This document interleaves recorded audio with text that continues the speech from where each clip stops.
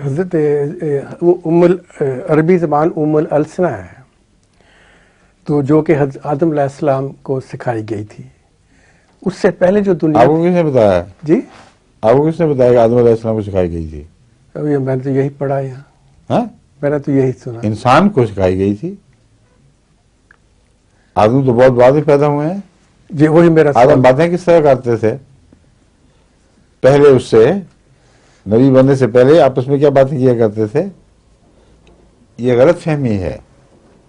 جب اگر لفظ آدم اس حوالے سے استعمال ہو تو اس سے مراد انسان ہوتا ہے، اور آدم کا ایک معنی حضرت آدم جو نبی اللہ تھے.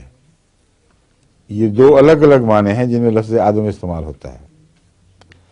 آدمی جب ہم کہتے ہیں تو یہ مراد نہیں کہ آدم علیہ السلام کی ساری اولاد ہیں. وہاں آدمی سے مراد ہوموسیپینز جو انسانی نسل ہے، اس کے معنی میں ہم لفظ آدمی استعمال کرتے ہیں. ٹھیک ہے؟ حضرت مسیح موعود علیہ السلام نے فرمایا ہے کہ انسان کو، یعنی آدمی کو، ان معنوں میں کہ وہ ایک عام مخلوقات سے نکل کر ایک اور مخلوق کے طور پر ابھرا ہے، خدا تعالیٰ نے زبان سکھائی ہے. یہ ایک دعویٰ ایسا ہے جس کے متعلق لوگ سمجھتے ہیں کہ شاید یوں ہی دعویٰ ہی ہو اور دلیل کوئی نہیں. حضرت مسیح موعود علیہ السلام نے دلائل کے طور پر ایک تو عربی زبان کی وہ خوبیاں بیان فرمائی ہیں جو آغاز ہی سے اس میں چلی آ رہی ہیں، اور کوئی ارتقائی کیفیات اس میں دکھائی نہیں دیتی.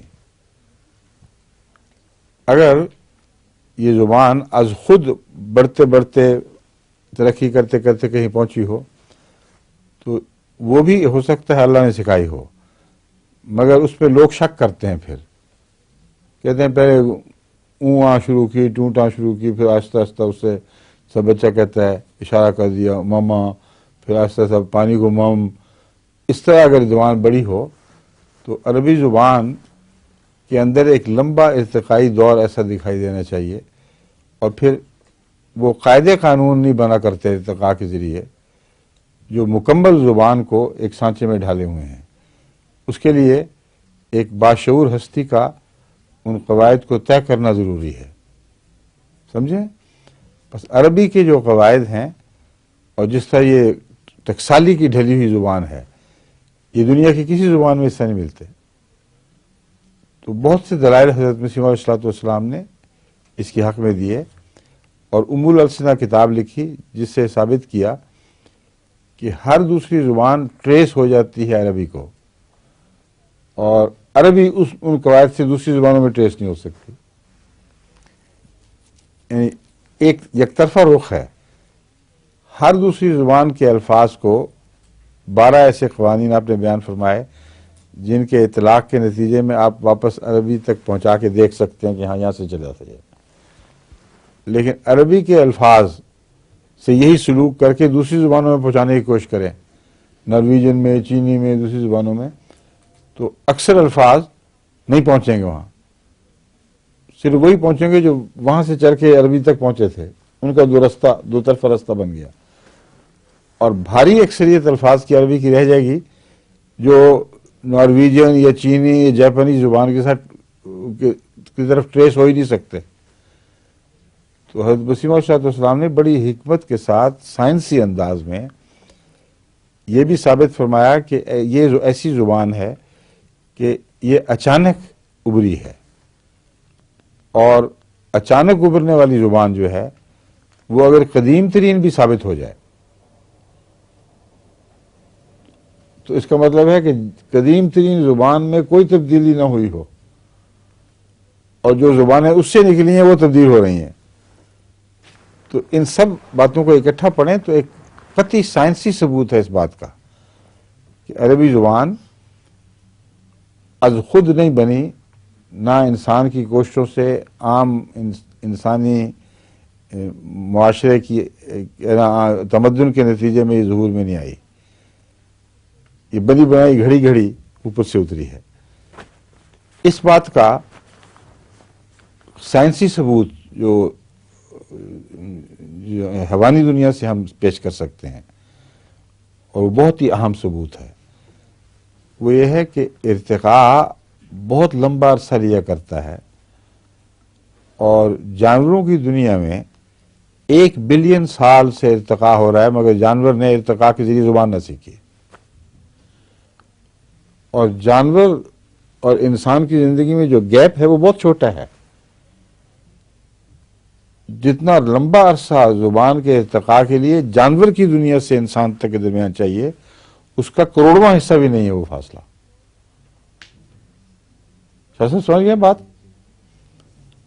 یعنی انسان کچھ فی الحال بھول کے آپ بندر تک پہنچیں، آغاز سے بندر تک پہنچنے کے لیے 1 بلین سال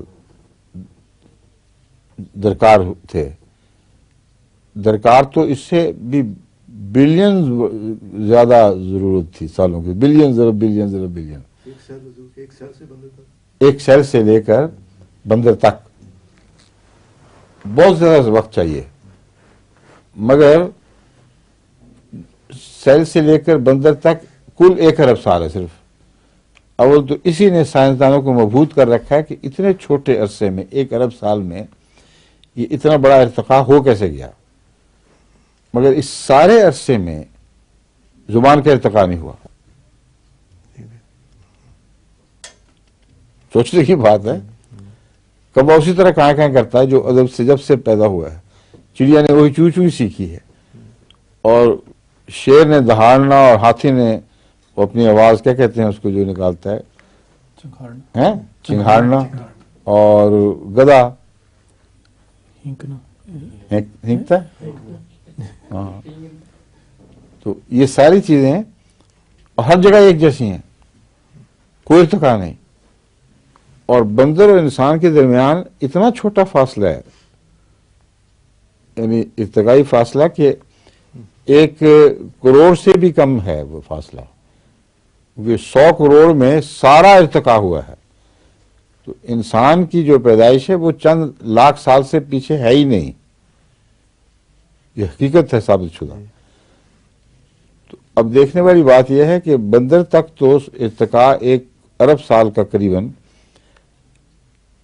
کوئی زبان نہ سکھا سکے، اور جب انسان بنے اور اس کے درمیان فاصلہ صرف چند لاکھ سال کا ہو، تو چند لاکھ سال میں انسان اتنی تیزی سے ارتقاء کرے کہ ساری زبانیں بولنا شروع کر دے، یہ سائنٹیفکلی امپاسبل ہے،